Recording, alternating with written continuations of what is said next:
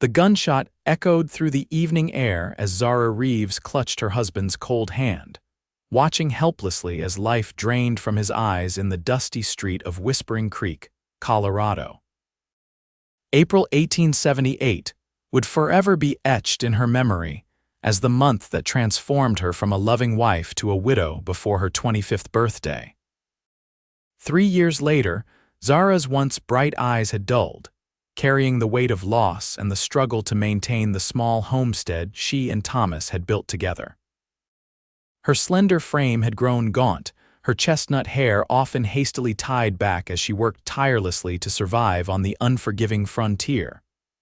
The whispers followed her everywhere in town. A woman alone couldn't manage. She was failing. She was worthless without a husband. Mrs. Reeves, I'll be direct, said Harold Bentley, the banker, his thin lips barely moving beneath his meticulously trimmed mustache. Your loan payments are 3 months behind. I've been patient out of respect for your late husband, but business is business. Zara stood in the bank, clutching her worn leather pouch containing the meager proceeds from selling her last chicken. Mr. Bentley, I just need a little more time. The crops will come in soon, and a woman has no business running a farm alone, Bentley interrupted, not bothering to lower his voice despite the other customers who turned to stare. You're merely prolonging the inevitable. The property is worth more than your debt, so at least you'll walk away with something when we foreclose. The humiliation burned worse than the bruises on her arms from hauling water and chopping wood. A lump formed in her throat as she left the bank, head held high despite the whispers that followed. Poor thing should have remarried by now. Can't manage on her own. Worthless effort. The last words stung most as they came from Gertrude Wilson, the mayor's wife whose opinion shaped the town's social hierarchy. Zara quickened her pace, desperate to escape back to her homestead before tears betrayed her. As she hurried past the general store, her worn boot caught on an uneven plank, sending her sprawling into the street. Her few purchases scattered in the dirt as laughter erupted from onlookers. Humiliation complete, Zara began gathering her items, fighting back tears. Folks ought to mind their own business instead of finding entertainment in others' misfortune, came a deep voice as strong, sun-bronzed hands reached down to help gather her things. Zara looked up to meet the clearest blue eyes she'd ever seen, set in a face weathered by sun and wind.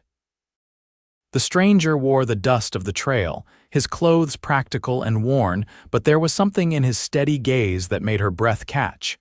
Mason James, he introduced himself, tipping his hat slightly. Just rode into town. He handed her the small sack of flour he'd retrieved, his calloused fingers brushing against hers. Zara Reeves, she replied softly, accepting his help to stand. Thank you, Mr. James. Just Mason, madam. His eyes crinkled slightly at the corners when he spoke. And no thanks needed for common decency. From the boardwalk, Gertrude Wilson's voice carried clearly. There goes that Reeves widow again, making a spectacle. Worthless woman can't even walk properly. Zara flinched, the words striking like physical blows. But before she could hurry away, Mason turned toward the gossiping women, his voice calm but carrying an edge that silenced the street. Madam, where I come from, a person's worth isn't measured by their circumstances but by their courage. And from what I just witnessed, Mrs. Reeves has more courage in her little finger than most folks show in a lifetime. He turned back to Zara, his voice softening.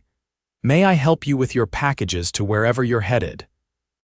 Stunned by his defense, Zara could only nod, aware of the stares following them as they walked toward the livery where her wagon waited. You didn't need to do that, she said quietly as they reached her small cart. You don't know me. I know enough, Mason replied, loading her purchases carefully. I've seen too many good people broken by others' careless words. Besides, he added with a slight smile, a lady who gets back up after falling commands respect in my book. Well, thank you again, Mr. James Mason. Zara took the reins, suddenly conscious of her shabby dress and work-roughened hands. Are you passing through or staying in Whispering Creek? That depends on whether there's work to be found. Mason stepped back, studying her face. I heard the Double Circle Ranch might be hiring. They are, Zara confirmed, knowing the large cattle operation often needed experienced hands. 5 miles west of town. Mason nodded, his eyes still on hers. Perhaps I'll see you around town, Mrs. Reeves. Perhaps, she echoed, though she doubted their paths would cross again. Men like him capable, strong didn't linger around failing widows with mortgaged farms. The ride home allowed her thoughts to settle. 3 years of struggling alone had taught Zara to expect little kindness from strangers. Thomas had been gone 1,097 days, and in that time, she'd learned how quickly a woman alone became invisible, or worse, a target for pity or contempt. Her small homestead came into view as she crested the hill, 40 acres with a modest 2-room cabin, a barn in need of repair, and fields that had yielded less each year without a man's strength to work them properly. Or so the townspeople reminded her. But it was hers, the only thing she had left of the dreams she and Thomas had shared. As she unhitched her horse, the reality of Bentley's ultimatum weighed heavily. 3 more weeks before foreclosure. She had nothing left to sell, no more favors to call in. For the first time, Zara allowed herself to consider the possibility that everyone was right, that she couldn't do this alone. 2 days later, Zara was struggling to mend her fence line when the sound of approaching hoofbeats made her straighten, pushing back the loose strands of hair from her face.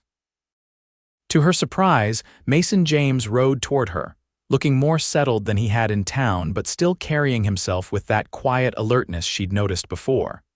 Mrs. Reeves, he called, dismounting with fluid grace. I was riding by and noticed you working on your fence. Zara leaned on the post she'd been trying unsuccessfully to set for the past hour. Just Mason and just Zara, she corrected him, offering a small smile despite her exhaustion.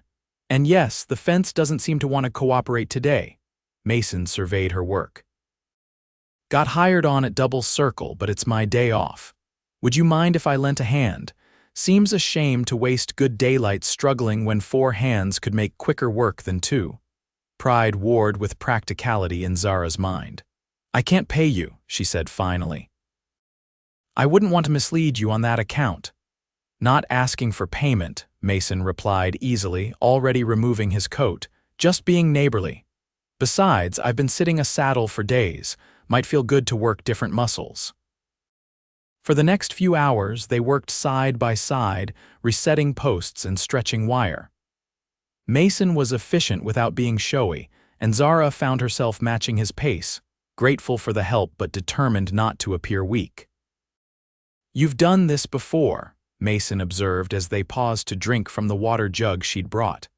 My husband and I built everything here together, Zara said, surprising herself by mentioning Thomas so easily. He taught me a lot before he was killed. Mason nodded, not pushing for details. I'm sorry for your loss. 3 years ago, Zara added, feeling the need to explain. Argument in town turned deadly, wrong place, wrong time. The hardest kind of loss to accept, Mason said quietly, the senseless kind. They worked until sundown, completing more repair than Zara could have managed in a week alone. As they finished, she insisted he stay for supper, a simple meal of beans, cornbread, and the last of her preserved peaches. You're a good cook, Mason commented as they ate at her small table, the lamp casting warm light between them. I've had practice, Zara replied, though cooking for one isn't much motivation to improve. Why do you stay? Mason asked suddenly. It can't be easy running this place alone. Zara considered the question, one she'd asked herself countless times. It was our dream, Thomas's and mine. We saved for years to buy this land, to build something that would last. She looked around the simple cabin. Sometimes I think I'm holding on out of stubbornness, sometimes out of fear of what else I might do, but mostly. She hesitated. Mostly because leaving feels like admitting they're right, that I am worthless without a husband. You're not, Mason said immediately, his gaze direct. Worthless, I mean. What you've managed here alone is remarkable. Not remarkable enough to keep the bank from foreclosing in 3 weeks, Zara admitted, the words escaping before she could stop them. Mason set down his fork. How much do you need? Zara shook her head firmly. I didn't tell you that to ask for money. I was just explaining. I understand, Mason said, respecting her pride. But sometimes accepting help isn't weakness, Zara. It's just good sense. After supper, Mason helped wash the dishes before taking his leave, promising to check on her again when he could.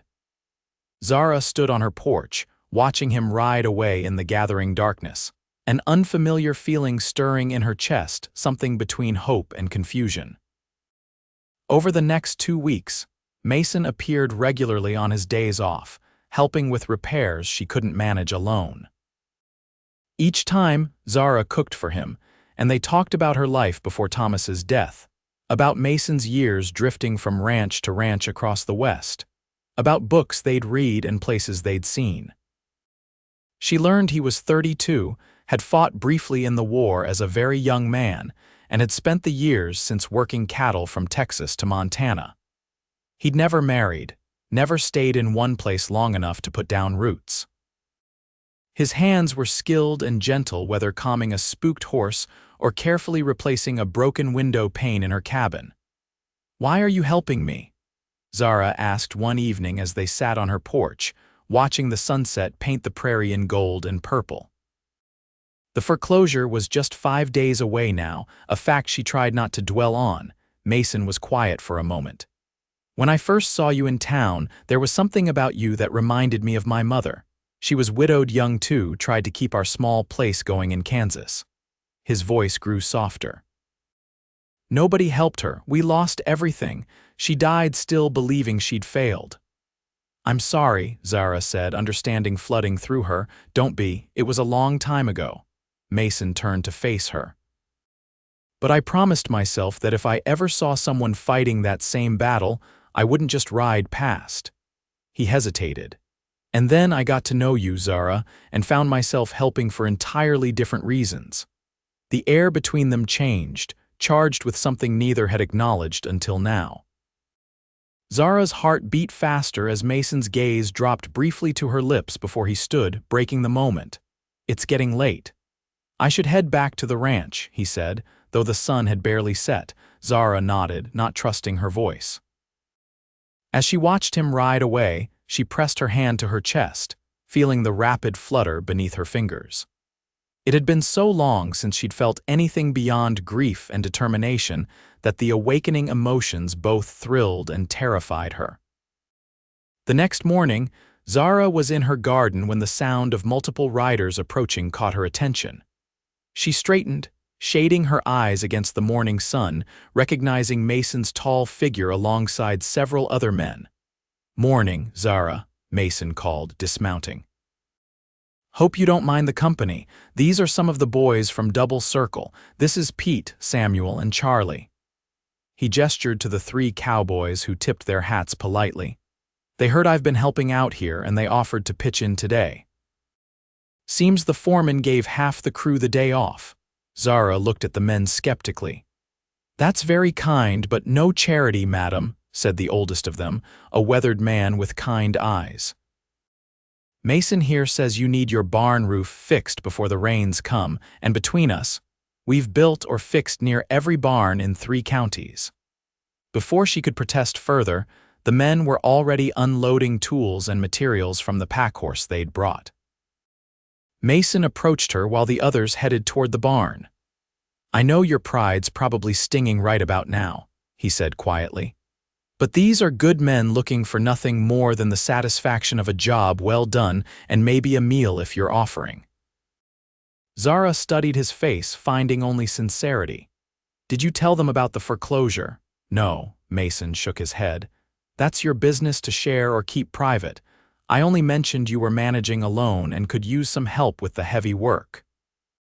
Throughout the day, the men worked efficiently, replacing rotted beams and patching the barn roof. Zara worked alongside them when they allowed it and cooked a substantial midday meal that the hungry cowboys praised enthusiastically.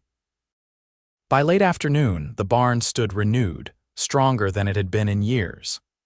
The men refused any payment beyond the food and coffee she'd provided, and as they prepared to leave, the one called Samuel approached her somewhat shyly. "Madam, I hope you don't mind me speaking plainly, but my sister's in a similar situation, widowed last year with 2 young ones. She's been selling eggs and bread to make ends meet." He hesitated. "If you were amenable, maybe you two could help each other out sometimes.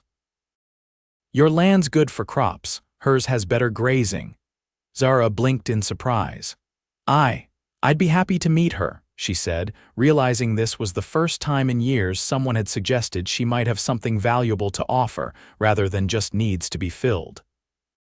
After the other men rode ahead, Mason lingered. "Thank you for allowing them to help," he said. "Men like that, they need to feel useful as much as anyone." "Like you?" Zara asked softly. Mason's smile was warm, "Maybe a bit like me." He reached out hesitantly, then seemed to change his mind, withdrawing his hand. "I'll see you soon, Zara." That night, alone in her cabin, Zara let herself imagine possibilities she'd closed off years ago: friendship, community, perhaps even. She stopped herself there, unwilling to hope too much.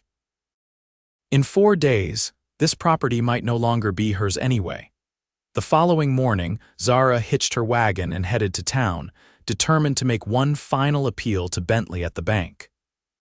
As she drove, she rehearsed her arguments: the improved condition of the property, the potential partnership with Samuel's sister, her willingness to take on additional work in town if necessary. In Whispering Creek, she tied her horse at the hitching post outside the bank and smoothed her best dress, a 3-year-old garment that had seen better days but was still presentable. Taking a deep breath, she pushed open the bank's heavy door. To her surprise, Mason stood at the counter, engaged in conversation with Bentley. Both men turned at her entrance, Mason's expression unreadable. "Mrs. Reeves," Bentley greeted her, his tone notably warmer than their last encounter. "Please come in, Mr. James and I were just discussing your property." Confusion and a flicker of betrayal shot through Zara as she approached. "My property?" "I was explaining to Mr. Bentley that I've been helping with improvements," Mason said carefully, "and that I believe the land has significant potential that hasn't been fully realized yet." Bentley nodded. "Mr. James has made some compelling points about the value of continued investment in your homestead. Given his experience and the improvements already made, I'm prepared to offer an extension on your loan 3 months with adjusted terms." Zara looked between the men, struggling to understand. "What exactly is happening here?" "Simply business, Mrs. Reeves," Bentley replied smoothly. "Mr. James has vouched for the viability of your operation, and his reputation with the double circle carries weight." After reviewing and signing the new loan documents, which indeed offered more favorable terms than her original agreement, Zara exited the bank with Mason beside her, her emotions in turmoil. "I didn't ask you to intercede for me," she said once they were on the boardwalk, her voice low but intense. "I don't need a man to speak for me." "I didn't speak for you," Mason countered gently. "I spoke about what I've seen with my own eyes: a valuable property being underestimated because of circumstances beyond the owner's control." He paused. "I would have told you, but I didn't know if Bentley would listen, and I didn't want to raise your hopes." Zara's anger faltered. "Why do you care so much about what happens to me?" Mason's gaze held her steadily. "Because in the weeks I've known you, Zara Reeves, I've seen a woman of extraordinary courage, intelligence, and determination. Because you've faced every hardship without becoming bitter or giving up." He took a step closer. "And because I find myself thinking about you when I should be focused on other things, wondering if you're all right, if you're eating properly, if you're smiling at all." Zara's breath caught. "Mason, I'm not asking for anything," he said quickly. "I know your heart might still be with Thomas, and I respect that. I just couldn't stand by and watch you lose everything without at least trying to help." Before she could respond, Gertrude Wilson and her circle of friends approached, their curiosity evident as they observed the pair standing close together on the boardwalk. "Mrs. Reeves," Gertrude greeted her with false warmth. "I see you've made a friend. How?" Resourceful of you to find help for your failing farm. The implication was clear and Zara felt heat rise to her cheeks, but before she could speak, Mason stepped slightly forward. "Mrs. Wilson, isn't it?" His tone was polite but cool. "I was just telling Mrs. Reeves how impressed I am with her operation. Not many could have maintained such a property single-handedly through drought and hard times." He placed his hat back on his head. "In fact, I was saying that where most see a struggling widow, I see a woman of remarkable value." Gertrude's smile tightened. "Well, we've all been concerned about her managing alone. It's hardly proper and certainly not sustainable." "I disagree," Mason said calmly. "What's not proper is judging someone's worth based on circumstances rather than character." He turned to Zara, his voice softening. "Mrs. Reeves has shown more strength and dignity than most could manage in her situation. That makes her priceless in my estimation." The women exchanged glances, clearly taken aback by his direct challenge to their assessment. With murmured excuses, they continued down the boardwalk, already whispering among themselves. Zara stared at Mason, speechless. "You'll make enemies that way," she finally said. "I've never much cared for the opinions of people who measure others by such small standards," he replied with a slight shrug. "Would you allow me to escort you to dinner at the hotel? I think we have some things to discuss, and I'd rather not do it standing in the street." Over a simple but well-prepared meal in the hotel dining room, Mason explained his proposal more fully. He wasn't offering charity or trying to take over her farm. Instead, he suggested a partnership, his labor and experience combined with her land and knowledge of the area. They would share the work and the proceeds, with clear terms they both agreed upon. "You've been at Double Circle less than a month," Zara pointed out. "Why would you want to leave a steady position for a risky venture with a farm that's been struggling?" Mason considered her question carefully. "I've been drifting for 15 years, Zara. Taking jobs, moving on when the season changes or when restlessness hits. I'm tired of having nothing permanent, nothing that's mine." He met her gaze. "When I helped you fix that fence the first day, something felt right in a way that's hard to explain. Like I was exactly where I was supposed to be. And if it doesn't work out," Zara pressed, "if the farm fails despite our best efforts, then we'll have failed trying something worthwhile together," Mason answered simply. "Better than wondering what might have been." Zara studied him across the table, this man who had appeared in her life so unexpectedly. "I need time to think about it," she said finally. "It's a big decision." "Of course," Mason agreed immediately. "Take all the time you need, the offer stands regardless." Over the next week, Zara considered Mason's proposal from every angle. She consulted with Samuel's sister, Emma, who had indeed become a valuable ally and friend. She reviewed her finances, assessed the potential of her land, and spent long evenings weighing the practical and emotional aspects of such a partnership. On a bright Sunday morning, she rode to the Double Circle Ranch, her decision made. She found Mason mending tack outside the bunkhouse, his shirt sleeves rolled up, his expression brightening when he saw her approach. "I've been thinking about your offer," Zara said after they exchanged greetings, "and I have some conditions of my own to add." Mason set aside his work, giving her his full attention. "I'm listening. First, we draw up proper papers with a lawyer so both our interests are protected." Zara had rehearsed this carefully. "Second, the house remains mine alone. You can build your own cabin on the property if you wish to stay there. Third, this is a business arrangement, nothing more until we determine if we suit as partners." "All reasonable conditions," Mason agreed readily. "Anything else?" Zara took a deep breath. "Yes, I want to understand why you're really doing this, not the practical reasons, not the business sense it might make. The real reason." Mason was quiet for a long moment, seeming to gather his thoughts. "The real reason," he finally said, his voice low and honest, "is that I've fallen in love with you, Zara Reeves. With your courage, your determination, your kindness that persists despite everything you've endured." He met her gaze steadily. I know it's too soon for you to feel the same, and I don't expect it. But I would rather work beside you as a partner, watching you rebuild your life, than continue wandering without purpose." The simple sincerity of his words struck Zara deeply. For 3 years, she had been defined by what she had lost, by what she couldn't do alone. Here was a man who saw her completely differently, not as a burden or a charity case, but as someone of value, someone worth building a future with. "I accept your partnership offer," she said softly. "And I can't promise what my heart will do, Mason. It's been closed for so long that I'm not sure I remember how to open it, but I'm willing to try if you're patient." Mason's smile was like sunrise breaking across the plains. "Patience is one virtue the West has taught me well," he said. The transformation of Zara's homestead over the following months was remarkable. With Mason's knowledge of cattle and Zara's skill with crops, they diversified the farm's production.